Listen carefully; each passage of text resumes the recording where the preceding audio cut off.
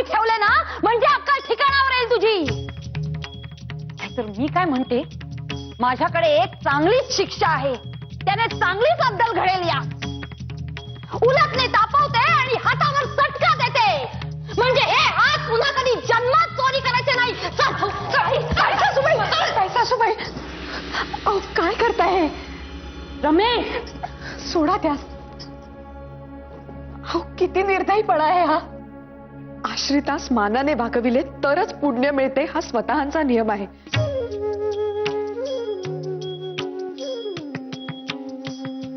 आणि तो योग्यच आहे.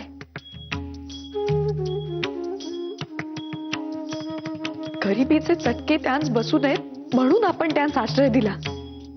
तू त्यांच्या गरिबीचा पुन्हा पुन्हा उद्धार का करावयास?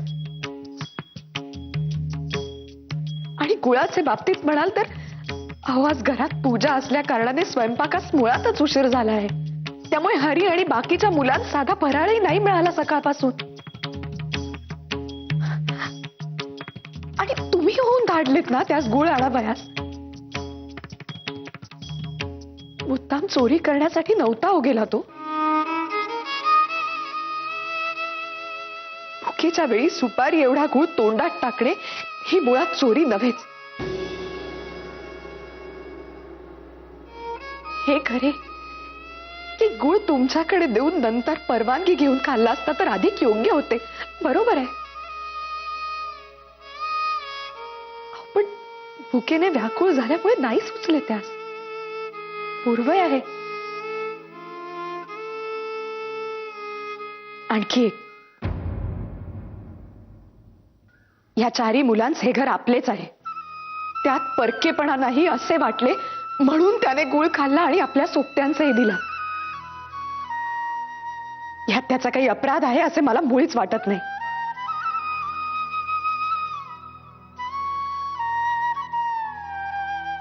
त्यामुळे त्यांस मारणे, डागणे अथवा हिणविणे हे सर्वस्वी चूक आहे.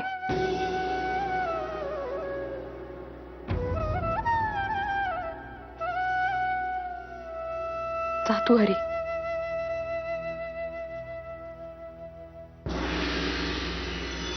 अगो बाई माझे, म्हणजे त्याची चोरी पकडली ही चूकच झाली माझी.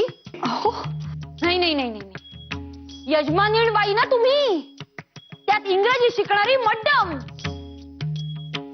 तेव्हा आता वडीलधाऱ्यांचे नाही तर यांचे मत मोठे. नाही गो रमे, चुकलेच माझे. ताई अहो नाही नाही, आता मीच एक काम करते. उद्यापासून देवाला नैवेद्य दाखवायच्या आधी या हरीला नैवेद्य दाखवते. आणि त्यासाठी तुझी परवानगी घेते. हा मालकीण बाई ना तू.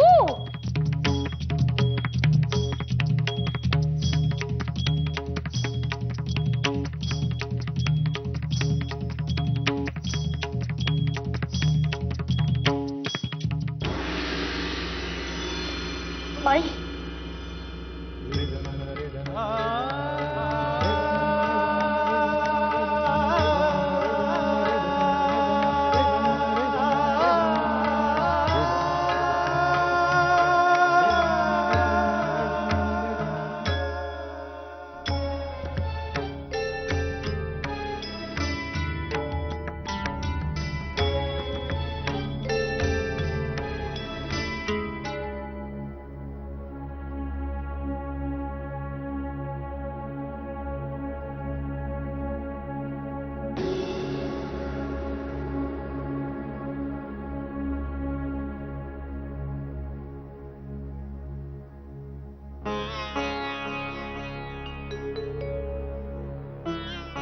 रमाबाई, रमाबाई शांत व्हा. फार लागले आहे माझ्या अंतःकरणास. अहो आधीच तो मुलगा आश्रित, गरीब, दुसऱ्याच्या घरी राहताना आधीच केवढे लाजल्यासारखे होत असणार त्यास. म्हणूनच स्वतःचा कटाक्ष असतो नेहमी कधीही दुजाभाव न करणेकडे. आबा भाऊजींनी किंवा बाबा भाऊजींनी घेतला असता एखाद वेळेस गुळाचा खडा तर बोलले असते का त्यांस कोणी? गरीब, तू आश्रित असे म्हणून उच्च रवाने त्यांस सांगून त्यांचे मनावर डागल्या द्यावयाच्या असतील तर मग आश्रय देण्याच्या मूळ हेतूसच हरता फासला म्हणावयाचे. वास्तविक उजव्या हाताने केलेले दान डाव्या हातासही कळू नये अशी आपली धारणा. परंतु एका साध्या गुळाच्या खड्यावरून त्या अश्राप मुलांचे इतके निंदे करावे, यात आपल्याच कमीपणा नाही का झाला? रमाबाई, पण तुम्ही मध्यस्थी करून त्या मुलास सोडवलेत ही थोडके नाही. परंतु काशीबाई, त्यांचे मनावर जो आघात व्हावयाचा होता तो अखेर झालाच. त्यास काय करावे? रमाबाई, क्रोध हा आपल्या सासूरवासणींचा वैरी आहे हे एकदा मनी पक्के करून घ्या. एकदा का क्रोधाला जिंकण्याचे व्रत आपण आत्मसात करून घेतले की सगळे मार्ग सुकर होतील. हो, पण व्रत घेतले म्हणजे अडथळे यायचेच. आपण घेतलेला निर्णय कितपत तडीस जातो हे पाहण्यासाठी देव गुप्त रूपाने काही गोष्टी घडवून आणतो आणि आपली परीक्षा बघत असतो. आपण मात्र त्यावेळेस सावध असावयाच हवे, नाही का? रमाबाई, रमाबाई, रमाबाई!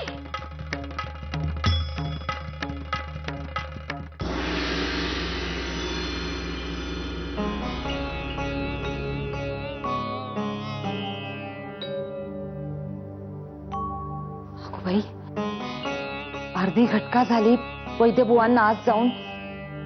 रमा काही शुद्धीवर आलेली दिसत नाहीये आणि ही माई ती आत गेली तर आतलीच होऊन बसली.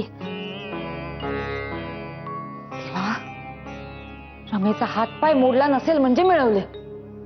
मला तर वाटू लागले आहे आम्ही माडीवर गेलोच नसतो तर बरे झाले असते. काय गो काशी?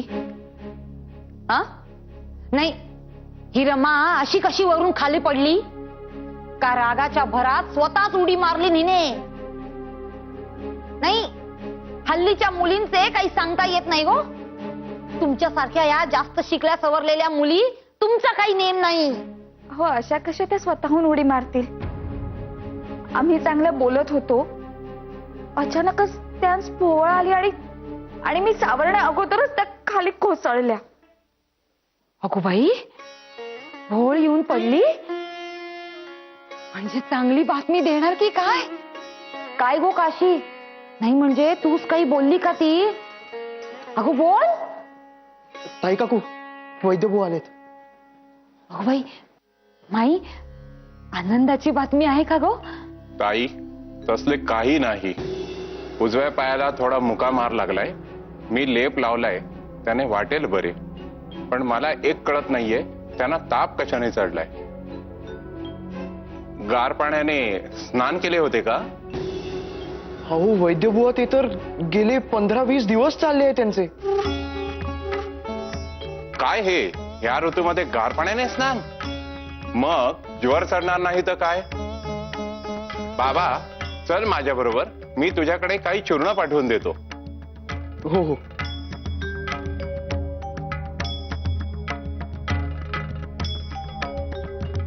काशीताई, बाहेर तुमचे साहेब आलेत. साहेब? म्हणजे गोविंदराव आल्यात. मी त्यांना म्हणलं आतमध्ये चला, पण ते म्हणले लय उशीर झालाय, तुम्हालाच बाहेर बोलवले. बरे जी. खरे तर आत्ता येथे थांबावयाची फार इच्छा आहे, परंतु उशीर होतोय. रमाबाईंच काळजी घ्यावयास सांगा. मी 1-2 दिवसात विचारपूस करावयास येईनच. बरे, येते मी.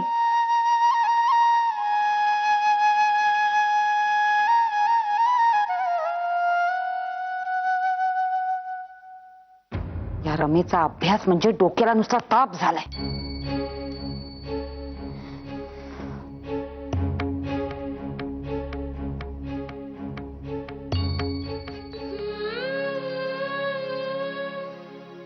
मलाही आज फार म्हणजे फारच आठवण येते आहे स्वतःची.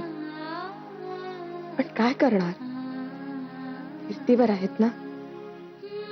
पण आजारी पडले म्हणजे वाटतेच ना की आपले माणूस जवळ असावे. स्वतः काय किंवा मी काय, वडील बायकांची मने जपण्यासाठी जीवाचे रान करीत असतो. पण त्यांनी मात्र सोवळ्याचा अट्टहास करून मला रोज स्नान करावयास लावले. माझ्यासाठी नाही, पण स्वतःसाठी वाईट वाटते आहे. त्यांचे मन जपण्यासाठी कोणीच आपल्या मनास किंवा मतास मुरड नाही घातली.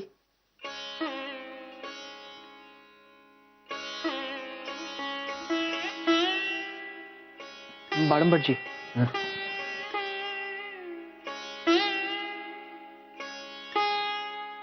रमेशचे कसे? ताप आहेच अजूनही. ताई काकू खिमटी घेऊन गेले आहेत, पण रमावहिनींना खाऊवेल का शंकाच आहे हो मला. गार पाण्याने अंग धुणे बादले असेच म्हणावे सगळे.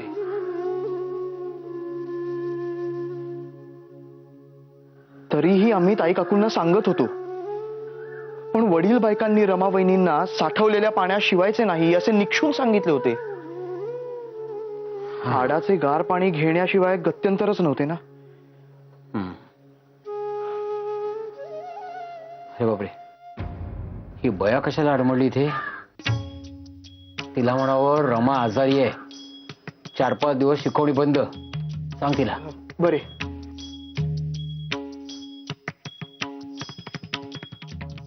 Good afternoon miss Hereford. Good afternoon, Mr. Shepard. Miss Herford, Ramavaini is not keeping well now. She is down with fever. So her tuitions, at least for 4-5 days. Oh, she's not well. May I see her? Huh? One moment. अहो बाळंबटजी, त्या म्हणतायत की त्यांना रमावहिनींची विचारपूस करावयाची आहे. अरे देवा, म्हणजे पुन्हा शिवाशिवी. नाही बाबा, तिला सांग रमात झोपली आहे, नंतर ये. बरे. Miss Herford, right now Ramavaini is asleep, so I understand. Kindly send for me when she is fine, all right? yes. All right. I will pray for her.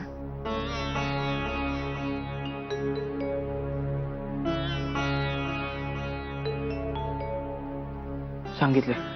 गेली का? बरं झालं गेली ती. रमेश थोडा आराम तरी मिळेल.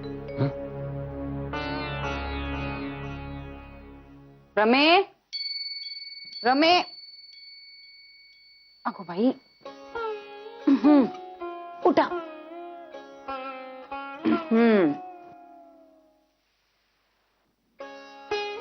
कसे वाटते आता? बरे. खिमटी आणलीये, या.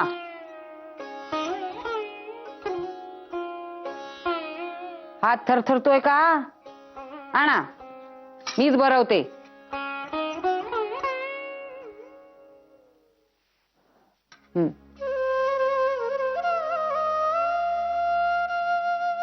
कशी झालीये?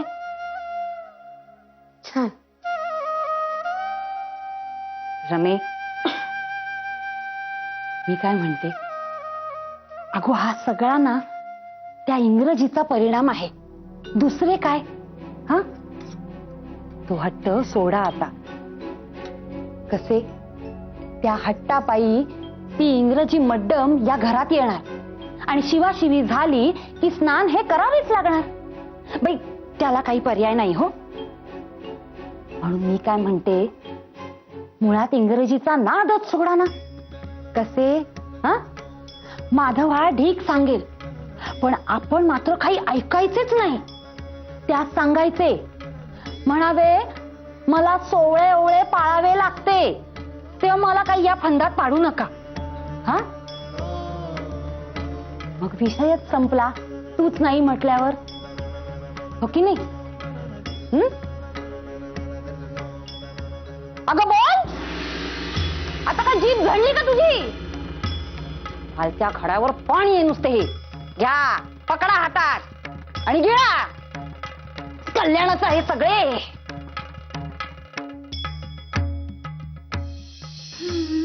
घरातील वडीलधाऱ्या स्त्रियांशी प्रतिवाद करण्याची किंवा त्यांना प्रेमाने समजावून सांगण्याची तुमची इच्छा प्रबळ होईल, परंतु त्याचा काहीही उपयोग नाही हे लक्षात असू द्या.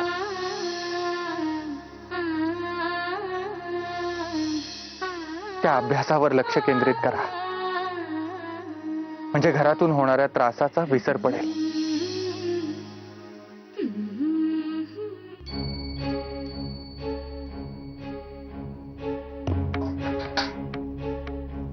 बाबा इतकं अस्वस्थ का? आबा मला काळजी वाटते रे. डॉक्टर विश्राम घोलेंचे औषध सुरू केले आहे. 3 दिवस उलटून गेले पण रमा वहिनींच्या तापास उतारच नाहीये. मी म्हणतो का ऐकावे या वडील बायकांचे? सरळ सांगून टाकावे की मी जर तुम्हाला स्नाने उरकून सोडण्यात यायला हवी असेल तर कोणीतरी पाणी ऊन करून द्या. वा काय पण बोलतोय. अरे इथे बसून जीभ लांब करता येते. हे सारे वडील बायकांसमोर तू बोलून दाखव भाऊ. रमावहिनीचे दूरच राहू दे. मग काय करावे आपण? जे करायचंय ते मी केले आहे. म्हणजे ही हकीकत मी माधव दादास तारेने कळवून टाकली आहे. काय सांगतोयस काय? मग वा वा वा आबा, पहिल्यांदा अक्कल हुशारीचे काम केले आहेस तू. पहिल्यांदा? अरे म्हणजे चल चल, तुझी तारच आणखी एक चांगले काम करणार आहे. बाबा अरे इथे कुठे आणलेस? रमावहिनी झोपल्यात ना. रमाबाईनी कसे वाटते आहे आता? काय हे रमाबाईनी? अहो अजून तुम्ही काढा नाही संपवलात. रमाबाईनी औषधे घेतली नाहीत तर बरे कशा व्हाल? चला बघू, उठा, आधी काढा घ्या. हे घ्या. नाही जायचं आम्हाला. नाही कसे, औषधे ही घेतली पाहिजेत. आबा, रमावहिनी काही हा काढा पित नाहीत. ह्यांना ना दुसरेच औषध दिले पाहिजे. अहो नको. नाही कसे, रमावहिनी हे औषध घ्याच. अहो तुमच्या आजारास पळवून लावणारे जालिम औषध शोधले आहे आबाने.